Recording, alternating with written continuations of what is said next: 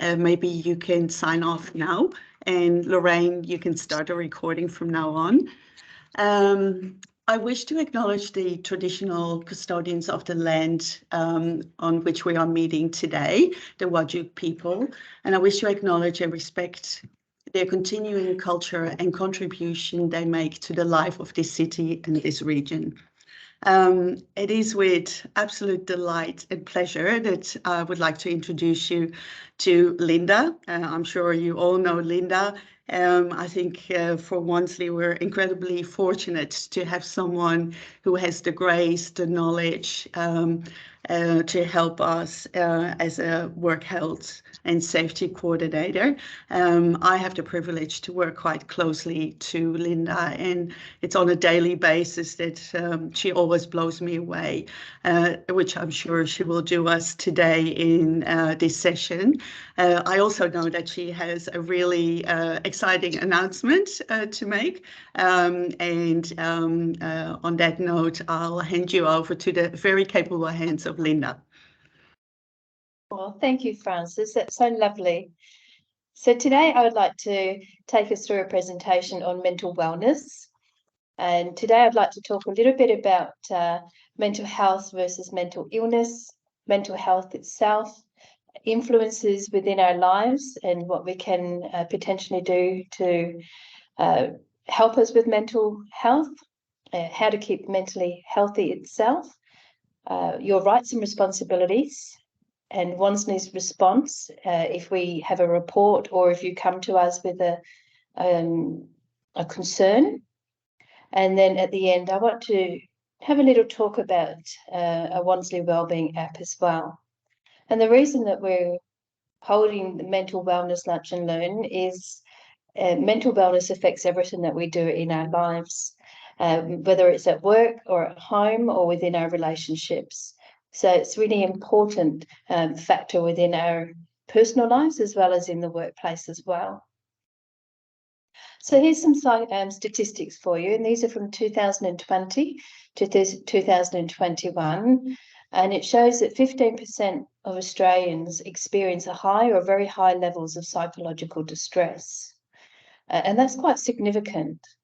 So about 19% is for women. They have very high levels of psychological distress, and 12% is reported in men. The age factor, younger Australians are more likely to experience high or very high levels of psychological distress than older Australians. And there may be many reasons as to why that is. I like to think that one of the reasons is that we talk about it more now, and we're more open, and we're more able to remove the stigma that has previously been in place for mental wellness. But 20% of young Australians from the ages of 16 to 34 years old have experienced some level within their lives of psychological distress. It's really important for us to understand the difference between mental health versus mental illness. And I'll put my disclaimer in here first. I'm not a medical practitioner or doctor. I do have a cert in psychology, but I think that's as far as I'm allowed to go. But it's really important to understand that there are mental illnesses, and these need to be diagnosed and also treated by a medical professional. So there is different types of conditions that affect the way we think and our mood states, and these can include schizophrenia, depression, anxiety, bipolar disorder, and there's more. These are not things that we can control solely by the influences or the factors that I'm talking about today. So I would like to say, if you believe that you have any of these conditions, then you need to see a medical practitioner.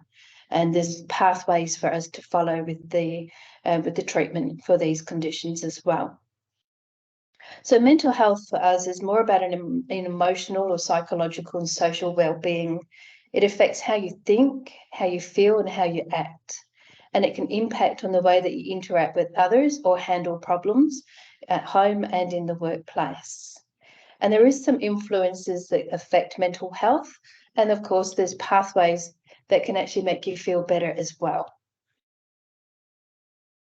So mental health is a state of well-being. It is emotional, it is psychological, and it affects your social well-being as well.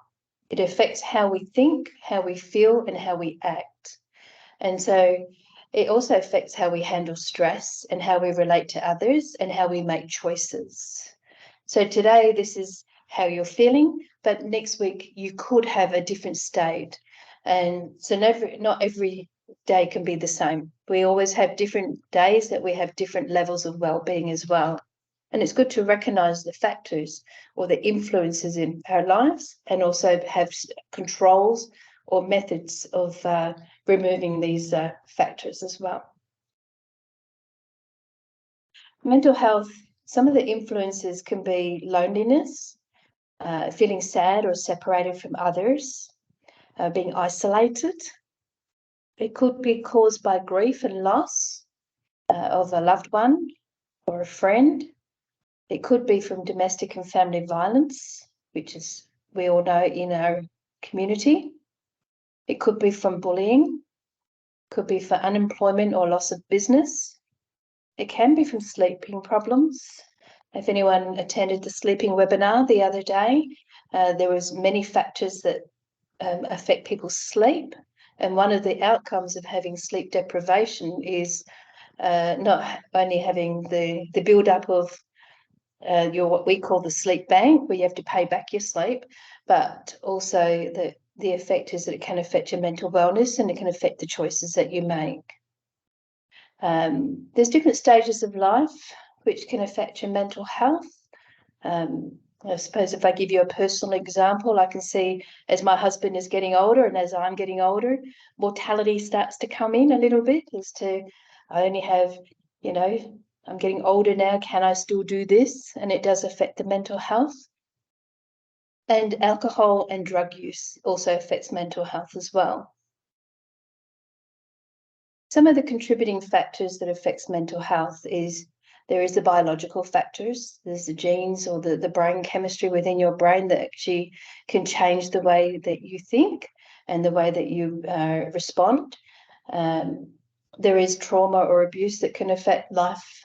Your own personal life experiences can affect your mental wellness. And there is many studies that have been completed about family history, and the certain family traits have mental health problems, and certainly families have a long history of mental health problems, and it tends to be quite genetically brought through that way. But the good news is that mental health problems are common, but there was many things that we can do. So help is available, and people with mental health problems can get better, and many do recover completely. But please be aware, I'm talking about mental health here as in a well-being, not mental illness. Okay. So some of the early warning signs that we have for mental wellness issues is people start to eat or sleep too much or too little. It's either one or the other, isn't it? There's a balance in the middle. People start to isolate from themselves or from family or friends or from the workplace. We start to see people have low energy, and that starts to affect their mood state and their decisions. They start to feel like nothing matters anymore. There is a physiological response, so it could be unexplained aches and pains.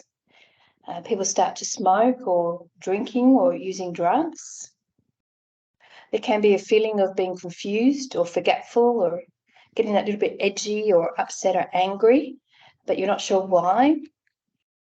There could be increased yelling or fighting with family and friends. There could be thinking of harming yourself or others, or suddenly not being able to do daily tasks. So these are what we call the early warning signs, that if we can reach out at this stage for assistance or help, or reach out to someone who cares, then we can start looking at bringing you back into a wellness pattern. What we call positive mental health, it allows people to realise their full potential. So if we can recognise the early warning signs, we can then start to put some tools in place to help cope with the stresses of life help you work productively and make meaningful contributions to the community itself.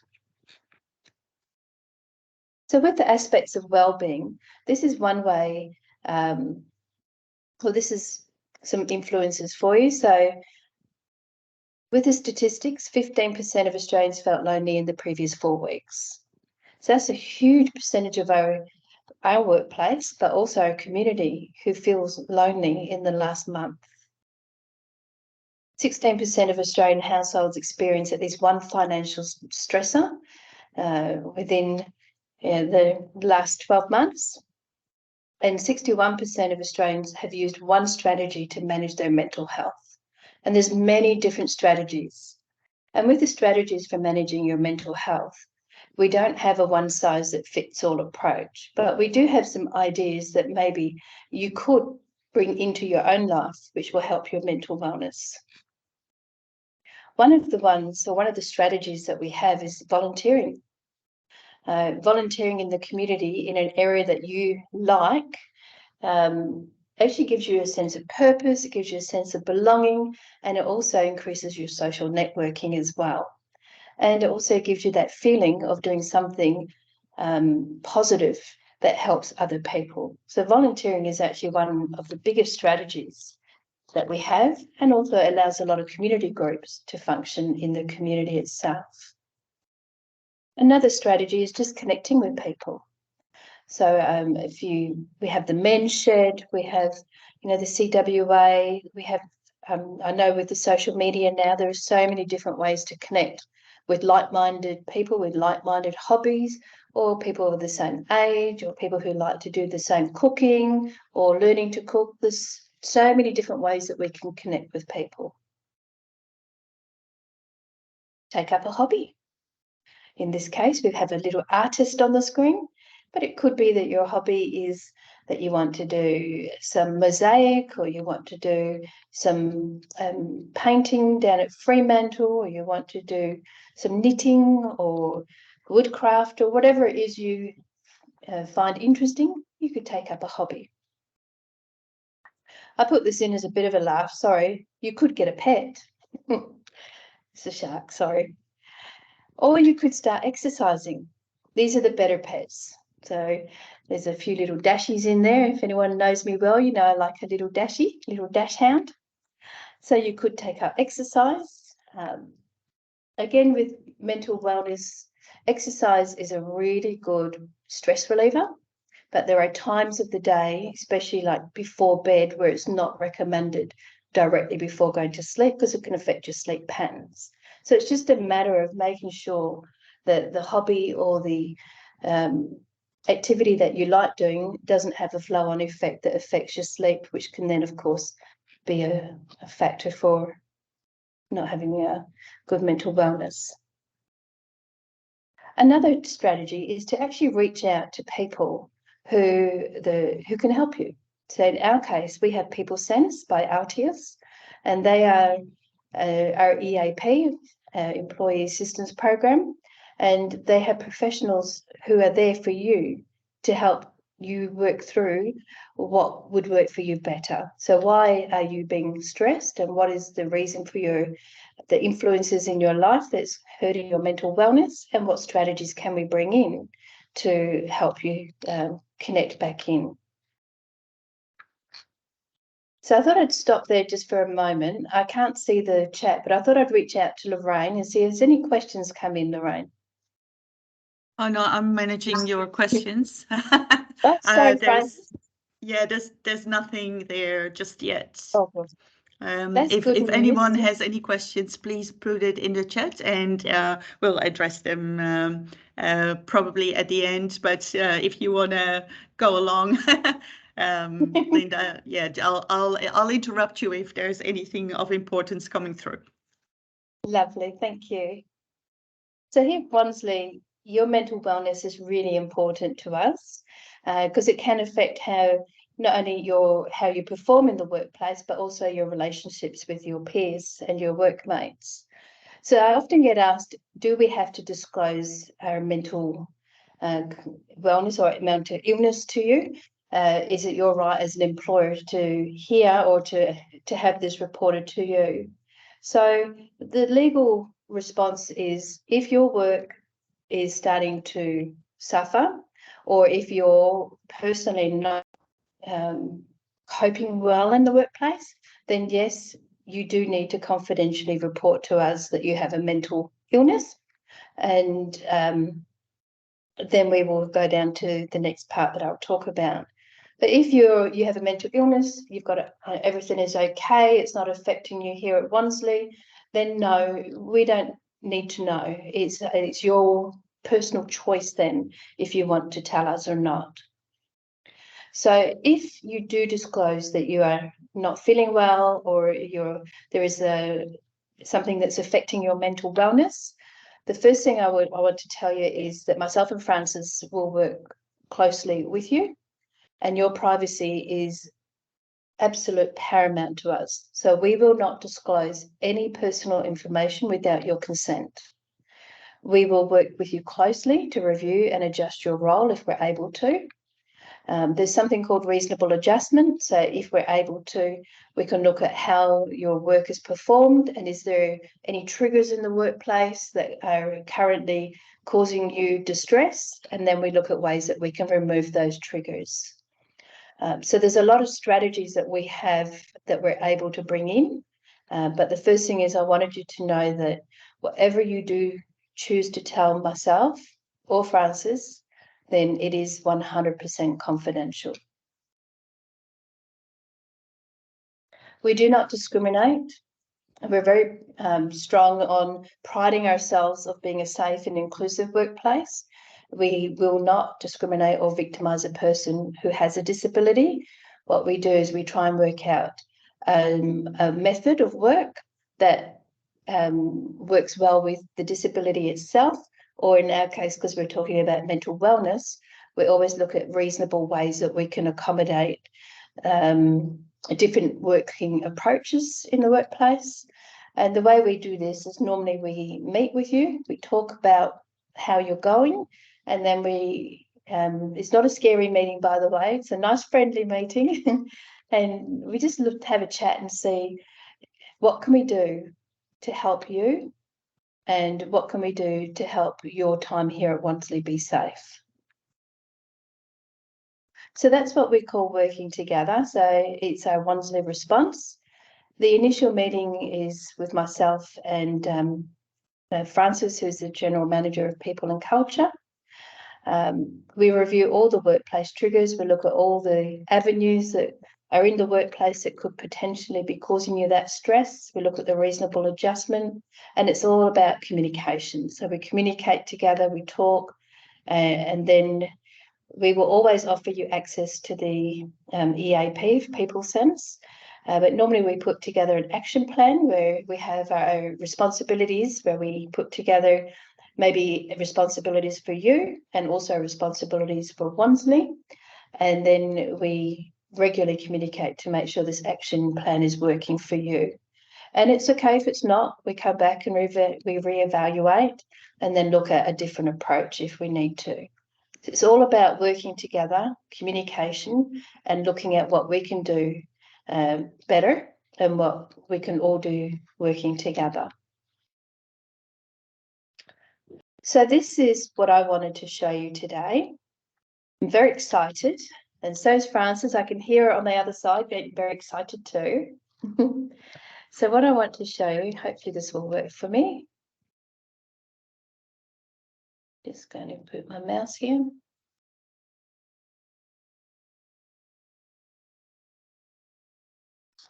So at the moment, we are just finishing our branding, and we will be launching in October an app for your phone or any device called the Wanslea Wellbeing App. And what this is tied in with People Sense and Altius. And this is a fully responsive app that you can personalize to you. So you can see I put my lovely photo up there. I never seem to look like that every day, but there's my photo. And you can see that I can move my mouse. The first thing I'm going to show you is this big banner in the middle. In the middle here, we've got Are You Okay? So that's the promotion that's coming through for this month. There's a spotlight on youth. There's a webinar that they're promoting that we've got here. If I move the arrow through, every month or there's a different theme that is promoted. So this month is sleeping for August. And you can see here, screen out your screens for better sleep. Here we have, so networking tips for positive change. A couple more there. Ways to exercise without realizing it. Or I might come back and watch that one later. Brushing your teeth helps your heart. And then there's always a way to book the EAP sessions through this app. So if I go to the top here, I can personalize this app to myself. So under my own profile, I can actually click the preferences, and then I can pick what I think is really good for me. So I can look at recipes, what interests me. So my daughter's a vegetarian, so I would obviously pick vegan and vegetarian, because I'm always struggling to think of a vegetarian dish to cook. If you're into smoothies or desserts, you can tick that one, or you can tick all of them. There's parent planners, there's health, fitness, there's nutrition, and there's physical exercise. Move my screen down a little bit. There's staying healthy, happiness, is like how to feel happy, finding happiness, building resilience, relationships. If you're looking at security for career focus or financial planning or work life, these are different articles that are written. And if you pick them as part of your personal profile, then they will come up on your app so you can read these articles. So they're targeted to meet your own personal lifestyle. I've picked them all just for today. I can go up to the top right-hand side, and you can see when I click on Discover, I will still have the same selections. So I've got health, happiness, financial security, recipes, parent planner. And then down underneath this one, you'll see I've got a new one that says support from Wanslea. So we can book an EAP booking, so you don't have to call up. You can do it through the app. We've got an Are You Okay webinar coming up. And then some different targeted promotions from Wanslea will also start being pushed through into this app as well. So we might start looking at understanding depression is one that we've got here. Come back to that. View more. So understanding what is anxiety. And these are all articles that are written by industry professionals that are for you to use and to read and research more on if you wish to. There you go here, improving relationships. And support for managers, understanding stress. So over the years to come, we will start promoting different topics. So for me, for October, October is a big month in safety. It's our safety month, and the theme is think physical, think psychological. So we'll be promoting the app, of course, but also other associated safety promotions. Any related articles that are really good and really exciting, then we'll also be putting them through the app as well. So whatever your profile is, we can start targeting researched articles for you so that you can see them, understand, you can read them, and you can research further. At all times, you can book EAP here on your app as well. As I said before, you can download it through the Apple Store or Google onto any device that you have. And I think we can also move into the My Health section. The My Health section is really cool because you can actually put this through onto any kind of exercise device you have. So if you have an Apple Watch or a Fitbit, you can actually connect a device onto your app, and then you can track your fitness, track your health. You can track your habits in life actions. And you can do health assessments. There's questionnaires, and from the questionnaires, you can then start to research different articles. In the community section, you can set up groups. So you can see for me, I've set up vegan diet, trying to get other ideas within a group. I've also put well-being in there. It's a really important part. Even no matter what happens in your life, there's always times when your well-being can be challenging for you. So I've put well-being in there for me, just because I like to keep up to speed with everything. There are other groups. I haven't picked the pregnancy and motherhood one. I think my days are done. But I will probably pick health and fitness and nutrition. I think they're important. And there's plenty more as well. And the last thing that's on here is connecting with a colleague. So we can actually connect with colleagues here and have a friend group as well. And it may be that there's a whole heap of people here that all connect together. You've got a shared interest in vegan diets, and then we can all connect in together. So this is our exciting news for today, is we will have this app. It's just being finished off now, and we're going to launch it officially in October. So Frances, was there anything else you wanted to add about the app itself? No, I think you covered it really well. Thank you so much. We're incredibly excited to launch this in October. Yeah, just to reiterate, it's a completely confidential app.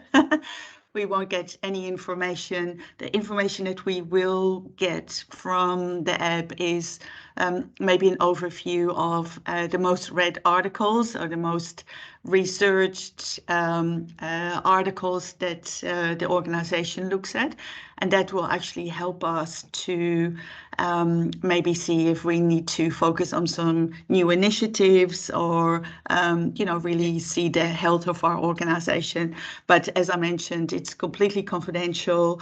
Nobody can see what you're looking at. But what Linda also mentioned was you can create some groups, and like what you mentioned before, Linda, part of mental wellness is that connection. And I think, especially with the challenges that we have in the workplace, some people still working from home, it is important to keep connections going. And there's nothing more worthy than maybe a shared interest. And so you can create groups, within your team or within Wanslea of some interests like, fitness, and there's all sorts of little things that you can do. We'll have some more information about how to use the app coming through in October, but we're incredibly excited about this. Thank you. And of course, it's free. Yes, absolutely. Perfect. Yeah. We don't actually have a tracker on this app to see who's accessing what information. So if I can reiterate what Frances has said, if you're accessing information on anxiety or depression, which is on my screen now, we don't have a tracker to show me or Frances or anyone who has accessed what article. We just get metrics at the end saying this article was accessed 20 times or that kind of thing. If that gives you an understanding of how we actually see the data at the end. Cool. So that was my presentation and my exciting news. I was just wondering if anyone has anything they would like to ask us.